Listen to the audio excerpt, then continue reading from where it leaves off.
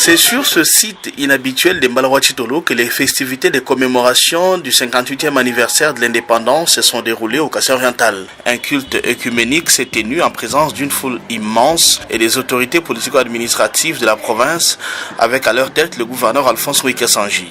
Dans son homélie tirée de Luc 14, 18, 19, l'officiant du jour, Monseigneur André Kalonjin Tekesha, un des vicaires généraux du diocèse de Mbujimayi, a demandé aux Est kassaïens de se remettre en question en évaluant la marche du pays depuis son accession à l'indépendance jusqu'à ce jour.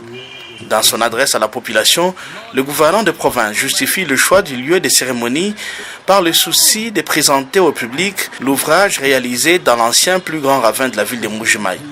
Qui oubliera qu'à cet endroit, 34 ans durant, la population a vécu de peines et de souffrances de toutes sortes, lesquelles ont conduit même à des décès.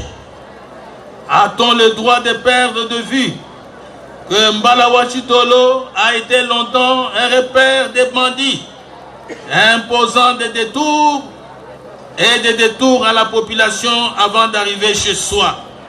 Grâce au gouvernement provincial, sous mon leadership, Mbalawa-Chitolo est aujourd'hui un point qui réunit la population. Un symbole de courage et d'abnégation, ainsi qu'un miroir qui reflète la volonté et la détermination d'un exécutif plaçant l'homme kassaïen au centre de son action. Alphonse Rwikasanji invite la population à se préparer pour les élections générales annoncées le 23 décembre prochain. Ces scrutins permettront le renouvellement de la classe politique congolaise voulue par le président de la République, Joseph Kabila Kabange. Après le défilé, la population a imposé une longue marche à pied au gouverneur Alphonse Rwikasanji.